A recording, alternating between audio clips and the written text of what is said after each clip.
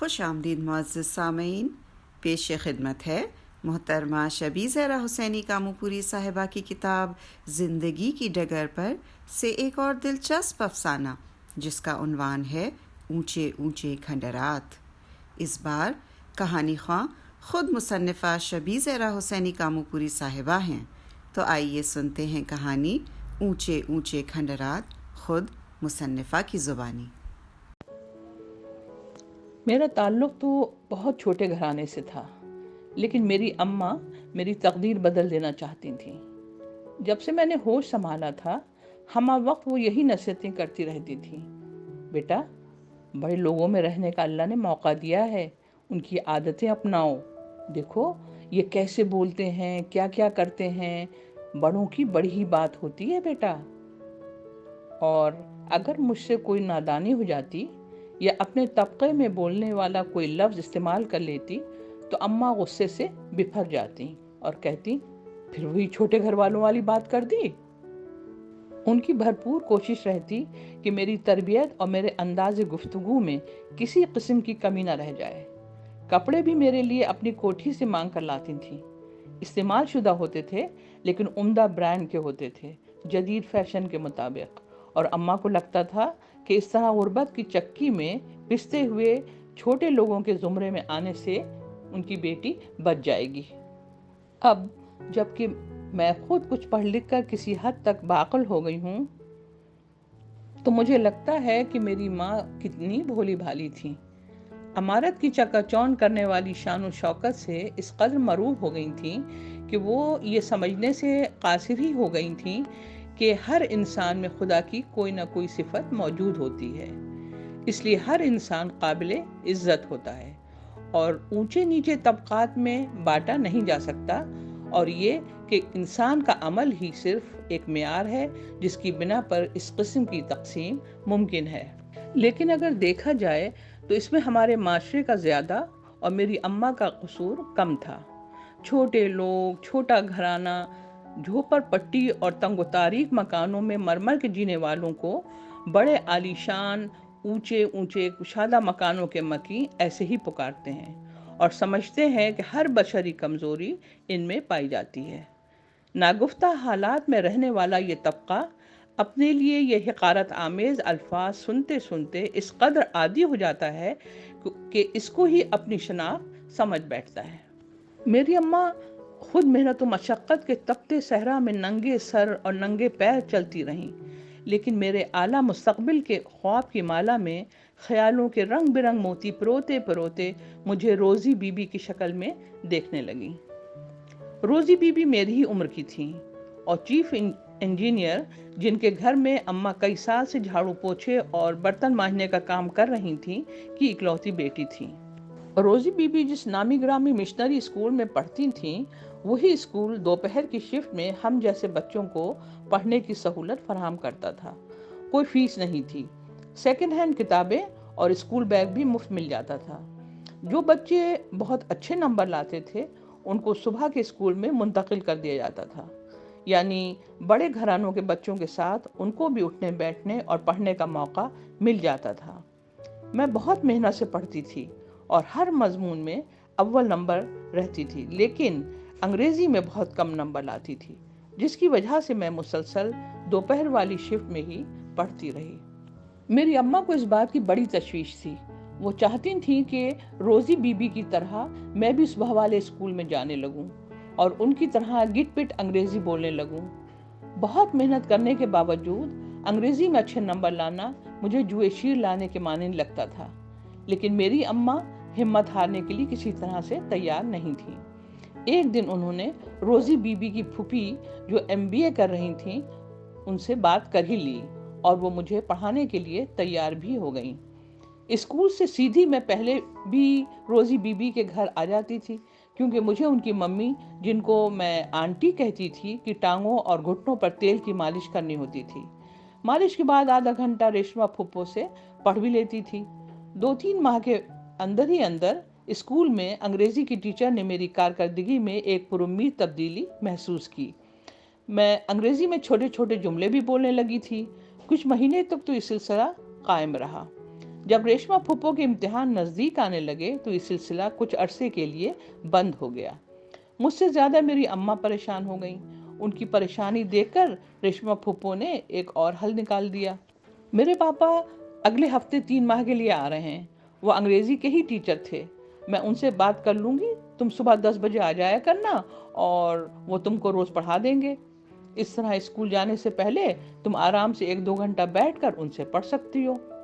میں اور اماں خوشی خوشی تیار ہو گئے۔ کیونکہ میں روزی بی بی کی ہم عمر اور ہم کلاس تھی، میں بھی ان کو دادا جی ہی کہنے لگی۔ بہت پیار سے وہ روز مجھے پڑھاتے تھے، اچھے نمبر لانے پر انعامات بھی خوب دیتے تھے۔ ایک دن شام میں روز کی طرح میں آنٹی کی مالش کرنے کے لیے آئی تو معلوم ہوا کہ آنٹی اور سبھی لوگ کسی دوست کے بچے کی برتھ ڈے پارٹی میں گئے ہوئے ہیں۔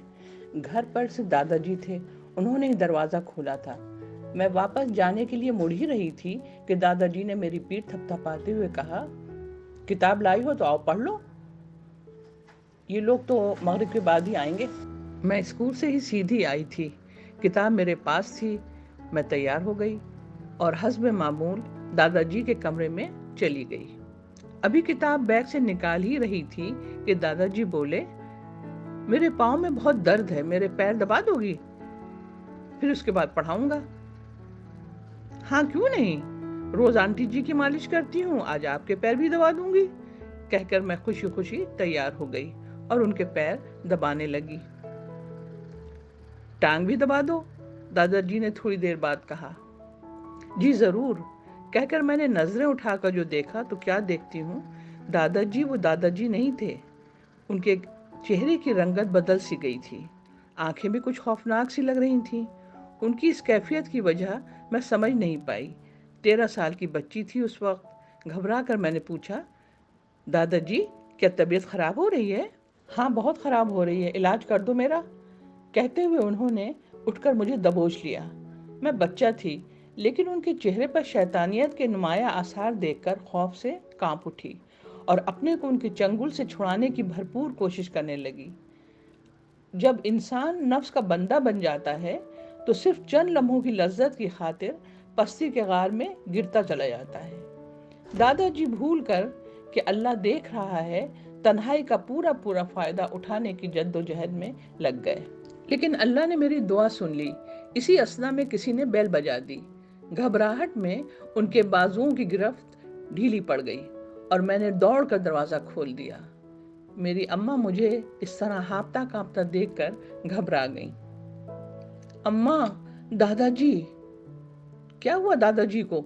اماں نے کچھ نہ سمجھتے ہوئے پوچھا۔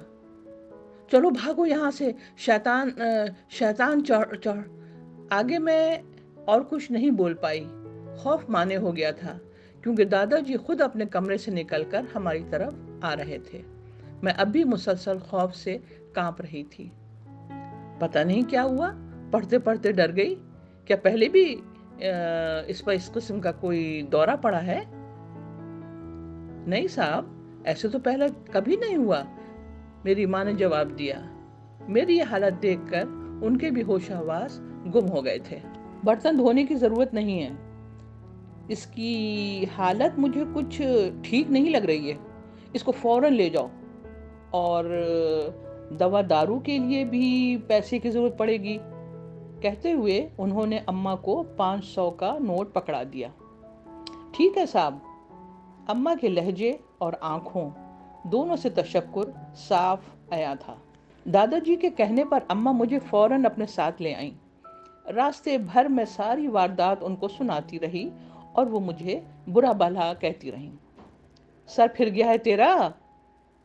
ارے تیرے دادا کے برابر ہیں، امو پر یہ بات بھی نہ لانا، یہ سب کام چھوٹے لوگ کرتے ہیں، نہ جانے کیا آل فال بکے جا رہی ہے۔ صاحب نے 500 اور مجھے پکڑا دیے اور تو ان کو عیب لگا رہی ہے۔ اماں کو مکمل یقین تھا کہ بڑے لوگ ایسے درندہ صفت ہو ہی نہیں سکتے، اسی لیے انہوں نے مجھے ڈانٹ کر چپ کرا دیا۔ اماں میرا بیگ لیتی آنا، وہیں چھوٹ گیا تھا۔ میری اماں جب دوسرے دن صبح کوٹھی پر کام کرنے جانے لگی تو میں نے انہیں یاد دلایا۔ میں کیوں لاؤں تیرا بیگ؟ پڑھنے نہیں جانا ہے کیا؟ انہوں نے مجھے گھڑکا۔ اماں کے بہت اصرار کے باوجود میں کسی طرح ان سے پڑھنے کے لیے راضی نہیں تھی۔ جب میں نے زیادہ ضد کی تو انہوں نے مجھے ایک تھپڑ رسید کر دیا اور زبردستی اپنے ساتھ لے آئیں۔ راستے بھر ملامت کرتی رہیں، دکھا دیا نا تو نے اپنا چھوٹا پن، احسان ہے ان سب کا اتنا اور تو تہمت لگائی جا رہی ہے، حرام خور۔ اماں نے کوٹھی پر پہنچ کر بیل بجائی۔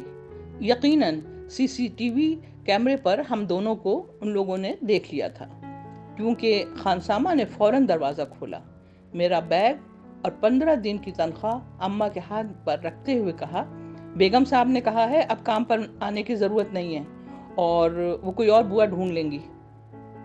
کیا کہہ رہے ہو بھائی، میرا کیا قصور ہے؟ اماں بھوچکی رہ گئیں۔ اب یہ سب تو میں نہیں جانتا، کچھ ایسے ہی کیا ہوگا کہ اتنی پرانی نوکری ہاتھ سے چلی گئی، ورنہ یہ بڑے لوگ تو بڑے دل والے ہوتے ہیں اور یہ تو اچھے ہی لوگ ہیں، کہتے ہوئے اس نے دروازہ بند کر دیا۔ ارے اندر تو آنے دو، میں باجی سے خود بات کر لوں گی۔ اماں دیوانوار دروازہ کھٹکھٹانے لگیں۔ ارے کس منہ سے بات کرو گی بذات، تم جیسی عورتیں ہم شریفوں کے گھر داخل نہیں ہو سکتی۔ اندر سے آنٹی جی کی کرخت آواز آئی، باجی میرا قصور کیا ہے، کچھ بتاؤ تو۔ اماں کا چہرہ آنسوؤں سے بھیگ گیا تھا۔ واقعی بے غیرت ہے، سننا چاہتی ہے تو سن۔ آنٹی جی بفری ہوئی شیرنی کی طرح چنگھاڑی۔ شام میرے سسر اکیلے گھر پر تھے تو نے کیا ذلیل حرکت کی تھی؟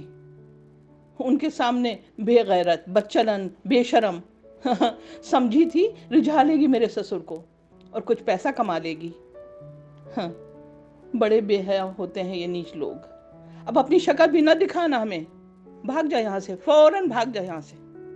آنٹی پوری آواز سے چیخ رہی تھی، اماں روئے جا رہی تھیں اور قسمیں کھا کھا کر اپنی صفائی پیش کر رہی تھیں، لیکن نقار خانے میں توتی کی آواز کون سنتا ہے بھلا؟ تو سامعین، یہ تھا محترمہ شبی زہرا حسینی کامو پوری صاحبہ کا افسانہ اونچے اونچے کھنڈرات۔ امید ہے آپ کو یہ افسانہ پسند آیا ہوگا۔